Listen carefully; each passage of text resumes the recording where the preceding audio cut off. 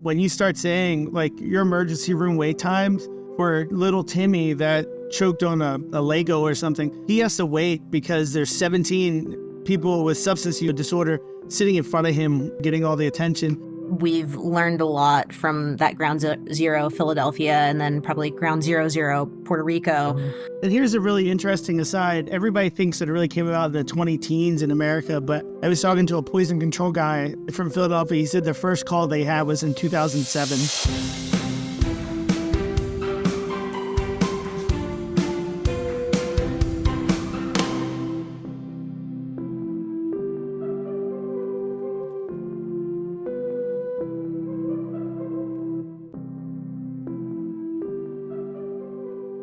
Hey, life support listeners, we're back. Did you miss me? Don't answer that. I missed you. It was a long month, but we're very excited to come back with some new content.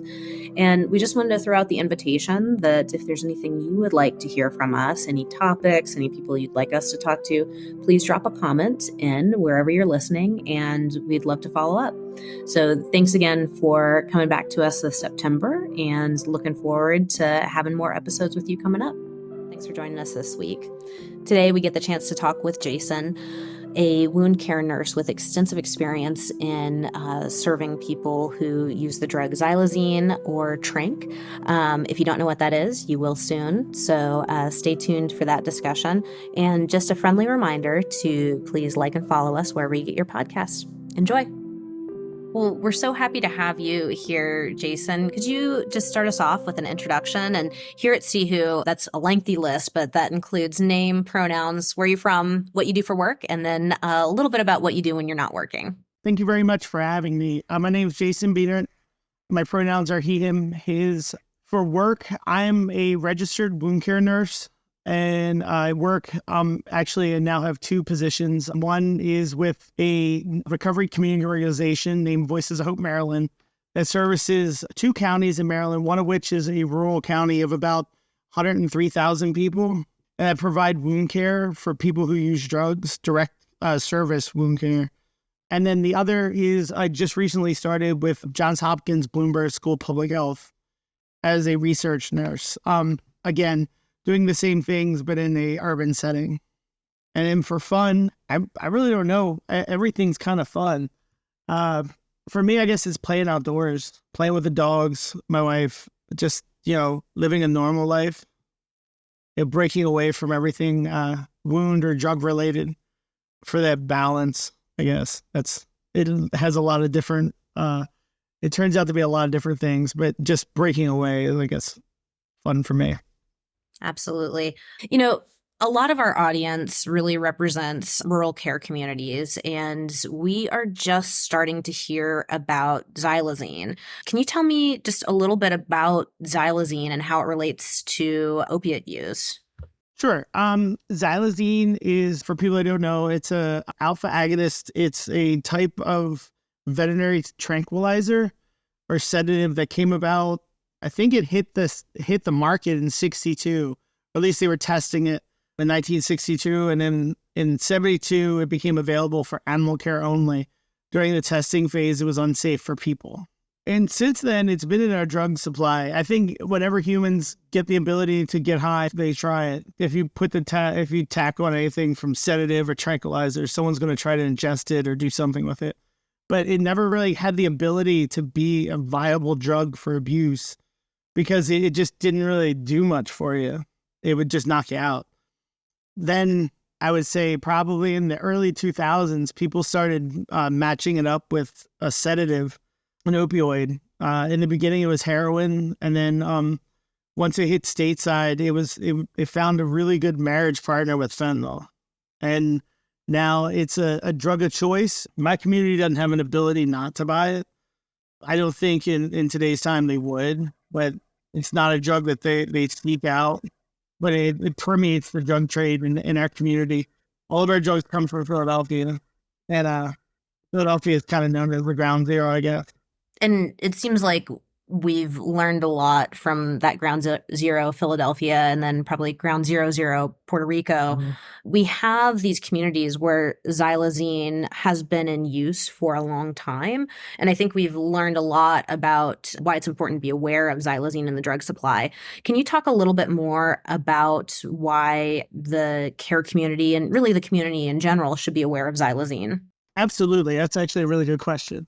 And here's a really interesting aside. Everybody thinks that it really came about in the 20 teens in America, but I was talking to a poison control guy from Philadelphia. He said the first call they had was in 2007 for purposeful xylazine intoxication with an opioid. So it's been creeping around in the background for a while. I don't think we ever tested for it.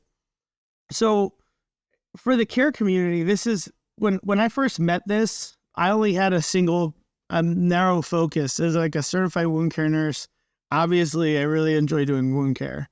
So that was my single focus. When I first met xylazine, it took the appearance of hand wounds. That was it. I had no clue about anything else. But simultaneously, I started working into this nonprofit about 3 years ago, and there was crazy stories about like people overdosing and like 8 doses of naloxone given, and they didn't wake up. They didn't die though, but they didn't wake up. And that's not an uncommon story. You'll hear multiple doses. And I never put the two and two together. I wasn't bright enough for that at the time, just because I was hired into a recovery community organization, and I was learning all the recovery terms, all the NA stuff, all that stuff. And I never really took the opportunity to wonder if all the pieces fit together. I just knew that the organization knew there was wounds that didn't make sense. For healthcare providers, a lot of this gets missed. That's why I jump hand over fist to give talks, especially to rural community groups, because this all got missed. This was going on for years, and the emergency rooms missed it. The treatment providers missed it. The MAT providers missed it. And what happened is the drug just slipped in right underneath everyone's nose. Nobody was testing for it. Nobody cared about it. It didn't really seem to have much of, it was just another additive in the drug supply. But then when you start talking to people who are numbers dependent, like the overdose coordinator for our county, they were like, what the hell is happening? Like, how is this happening? Why are people like the numbers for naloxone administered by EMS are going up? The numbers for naloxone administered on site before 911's called is going up, but our fatals are going up also. That shouldn't happen.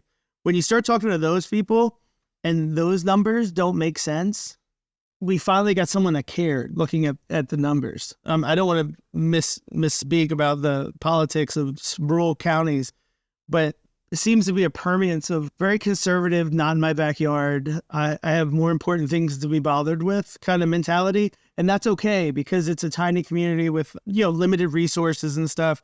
They don't want to hear somebody saying, oh, look, your people, the people with your drug addiction in your community are dying because of an additive that we need to do something about.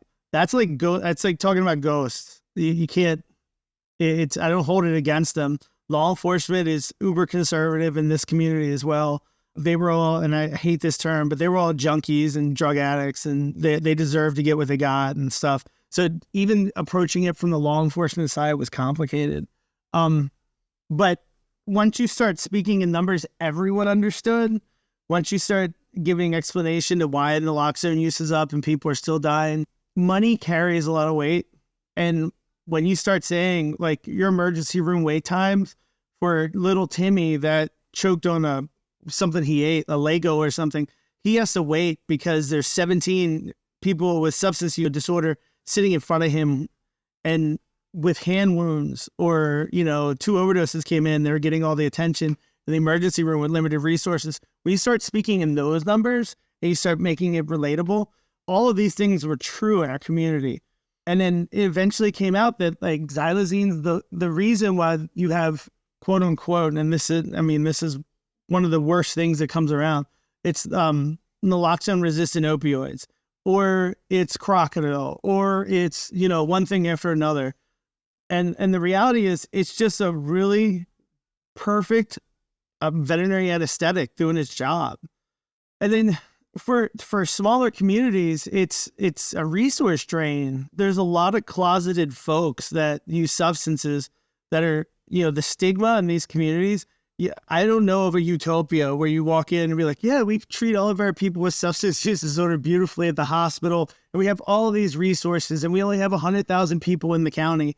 But we have this robust system of health. The health department provides all these great services. Nothing's like that. And Xylazine's kind of that sneaker that came in and started causing massive amounts of havoc. People were dying, overdoses were going up, the hospital use was going up, and the stigma was going up. Because usually when you have those go up, the stigma goes up with it. Then you end up with folks with wounds that don't go to the hospital when they need to. Not everything with Xylazine starts like the devastating stuff you see online or you see on all the stuff coming out of Philly. And I hate this term zombie drug. You don't start off like a zombie. There's no zombie rot that's occurring. That word needs to get detached itself from Xylazine entirely. But they start as small wounds, and people are scared to go tell providers about it. There's no one in the community. Sometimes the only people you have to reach out to are in Maryland, we call them SSPs, like syringe service provider. Like it's just syringe exchange or your harm reduction groups, your nonprofits. Sometimes that's it. That's the only resource people have. And that's where we came in. And that's kind of what starting the information cycle over with new, fresh information, explaining to folks that Xylazine is a issue, and it's in your drug supply, and being confident about it with our participants. I think all of these things are how it pertains to small communities or kind of the rural communities.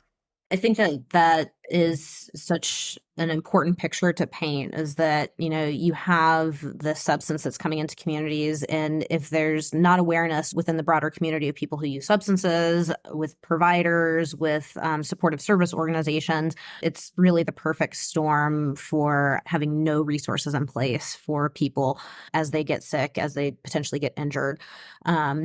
Or die. I think for us and a lot of the communities where we work, this is pretty new information, both for patients and for providers. So can you tell me a little bit about what the landscape looks like for patients intentionally versus unintentionally using Xylazine, and how that's kind of getting into the supply, both on purpose and not? Okay, so I'm most folks, at least in our area, know that the drugs, their opiates they're buying have Xylazine in them. When you get into like I would say more of the accidental ingestion, it's folks that are buying stuff online, getting pills, which is still quite common. Yeah. So I think Xylazine is interesting because it's both intentionally being consumed and unintentionally being consumed. And it's new enough, particularly in the areas where we work, that there's not a lot of information out there. So can you talk about what kind of the pathway looks like for somebody who's intentionally using Xylazine, and what the pathway looks like for somebody who's unintentionally using Xylazine? That's a good way to word it. I'll go down the unintentional. People that are purchasing stuff online illegally through Facebook or Instagram or whatever, and meeting people and everything. A lot of those folks are buying opioids for pain management. They think they're getting just pain management. The other one's anxiolytics. They think they're buying Valium or like clonazepam or clonazepam, like some sort of anti-anxiety drug. And the reality is they've been buying, at least in our area, pressed pills, some of the best pills I've ever seen that pass every nursing test that anyone's ever taught me about have Xylazine in them in quantities enough for intoxication. And those folks, it's a surprise for them when they get it, depending on their age and whether or not this is like a child or someone just dabbling with drugs, or someone that's actually or like a professional. I hate to use that term, but someone that's no longer recreational, someone that's a habitual user. The habitual users know the difference. The people that are dabbling have no clue. I've realized coming onto this job that there's different generations of drug users. And when it comes to opioids, I kind of separate them out a little bit into generation H, generation like your oral pills, the generation F and the generation XF. Each one of those has a different experience with their consumption. Like you have a plan, like you take a pill, you eat a pill, you know it's going to affect you in X, Y, and Z way. People that did heroin knew what it felt like. When they dabbled from heroin into oral pills, it was slightly different. When you went from oral pills to fentanyl, it was slightly different. This xylazine is a game changer in that you don't know you're ingesting it until you're kind of done ingesting it. It's an anesthetic. It's just like when you asked I used to work in emergency medicine for procedure stuff, and we give them drugs and they wake up and they'd ask you, when are we going to do the procedure still? That's what's happening with people with xylazine. It's that little gentle amnesia quality to some drugs that people are waking up, if they're lucky, like 3 or 4 hours later, not really having a recollection of what's going on. So with the people when the drug supplies became super tainted and flipped over from fentanyl with benzos in it to fentanyl with only xylazine, it was around 2019. And people were aware that there was something different going on. These are the professional drug users, the ones that are kind of habitual.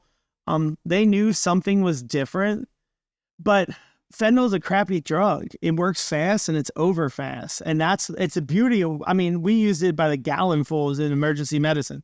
So I was quite familiar with the effects of it, where I can give you some fentanyl and then you wake up and we put a heart catheter, we put a stent in your heart from a heart attack. It's a great drug. I never in a million years would have saw the recreational value in it just because it's so fast. It's like getting hit with a hammer. It hits you real hard and it's over. And you're going to want to get hit again real quick. And that's what the issue was. So xylazine kind of made fentanyl, it kind of changed the drug a bit, because now you're getting high, you're injecting or snorting or whichever your ingestion style is. And it's like 4 to 5 hours later, you're getting up, you're waking up. And it's for the habitual user, there's a weird cycle of drug use that started. And when I first started, I saw the folks where, we have a big housing challenge community or whichever way you call it now, where you would see them mobile every single day. You can keep track of them. I knew where they would be. We could go check in on them. I knew they would go, re-up the water at this hose behind one of the gas stations. I knew they would go, get money at the grocery store. They were big. I knew where the sex workers worked. Within a year of having xylazine, everybody was sleeping. So you catch them in the mornings, and then like 2 to 3 or 4 hours later, you'd have to find them again. Most times they were cuddled up in a tent or like in a sleeping bag somewhere, just sleeping. 5, 6, 7 people in a house. So those guys, there's a subtle change in the drug using community where most people you would find where it would normally be like a shooting gallery, like a drug house. You go and you knock on the door and everybody's asleep. It's kind of weird. It's almost like being in like a dystopia or like a sci-fi movie. Yeah, I'm going to go do wound care and someone will call me and we'll go visit. And they were up 10 minutes ago and now they're like anesthetized. Like I could have taken their kidneys out and nobody would have done nobody different. And that's the intentional ingestion. It's a little weird. Well, I think it's good to know, again, for the broader community and the provider community, that there's some seeking that's probably happening there. And then there's some accidental, depending on where you are as well. But it gets me thinking, too, about some of the differences that might happen with dependence and as you're going through substance use treatment. Can you talk a little bit about what that looks like when you see somebody who's been using xylazine with an opioid and how that dependence might look different? Yeah, this is a big issue. I met someone at a talk I was giving out in Denver, and I sat for hours and talked to him about this. Like, this is his own, you could have a conference about this by itself. So because the drug hasn't been labeled safe for human consumption and it's been in the veterinary field since the 70s, we haven't tested it on humans. Early on, our organization contracts an MAT provider to be on site to do methadone and bupe. And the counselors started coming to me when they realized that I kind of had a little bit of information about xylazine. And it all starts with something not being right and someone being smart enough to say, why is this happening? a counselor came to me and she's like, we keep hitting this wall. We're getting people to a comfortable dose. We try to do it kind of quicker than normal. We know there's xylazine, but we hit this wall of like 4 to 6 weeks in. The patient is like, they come in, they're sweaty. They look like they're going through withdrawal. They're anxious. All these weird things that shouldn't be here at this point. What the hell is happening? And those counselors were kind of like spot on. There is a syndrome of events that goes on when you stop taking xylazine, and it's becoming more defined, but at this point it's still fairly still out there for debate. There's no real treatment as of yet. The drug in and of itself, by what the drug is itself, by what xylazine is, an alpha 2 agonist rather. There's other human medicines that's like that, and when you stop people from taking them, you have physical effects. Like when you stop there's an IV drug they use in ICU. When people stop taking it, if you've been on it for a long amount of time, you can anticipate having like a swing in your blood pressure, like a spike in it. It's called rebound hypertension. That's well known.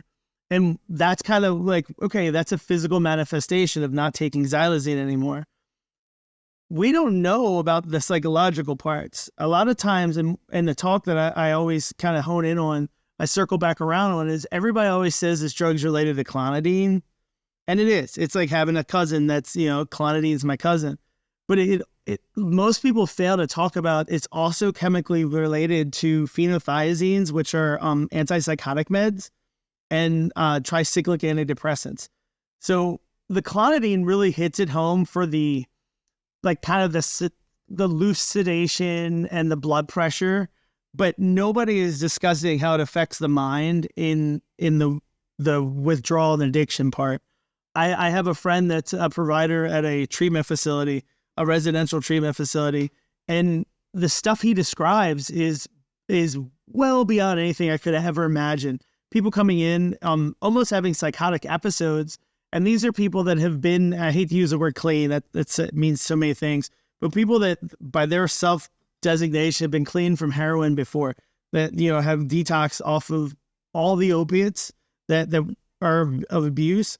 And all of a sudden now they're having these psychotic breaks and they're leaving AMA, or they're actually being asked to leave because of violence.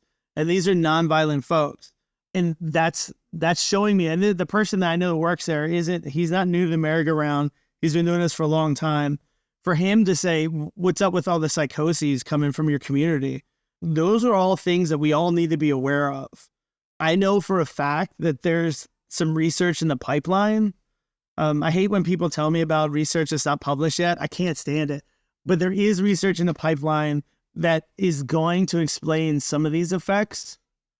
And it's kind of eye-opening that we really don't know anything about this drug. Ultimately, it's at this moment in time, because it's non-scheduled. It's also not allowed by the DEA or the FDA to be used on humans. We only have animal models and kind of point of care case by case presentations. People can only say what they know, and it takes a kind of a doctor with a feather in their behind to do some stuff off label or trying to figure things out. Most times this gets clumped into they're just having a hard time with their opioids. Most providers never say it's something they did. It's always something that the patient does, why they're non-compliant. This is one of those situations that we're going to look back and say, wait a minute. There's these people that don't fit into a category or a way of being. Maybe it was xylazine. Well, I think that's a good spot for us to kind of wrap up our conversation today. And I hope that we can continue to have conversations in the future. But just to remind people who are working with patients, community members who use drugs, to have this on their radar. And I know that we're working with you to get some additional information out there through webinars, through, standalone content. So would encourage our listeners to follow up on that. But I just want to thank you for the work that you do and for helping us and our team really get the word out, particularly in rural communities across the West. So thank you so much for your time. Really appreciate it, and hope we get to talk with you in the future. Oh, absolutely. Thank you very much much for your time, and I appreciate it. Well, that wraps up our conversation with Jason. And as mentioned in the discussion, we've got a lot of great content coming out this month to help support providers and community members in learning more about this drug and what it means for our communities across the rural West. A quick reminder, please like or follow us wherever you get your podcast. And as always, please remember to give each other a little life support. Until next time, we'll see you later.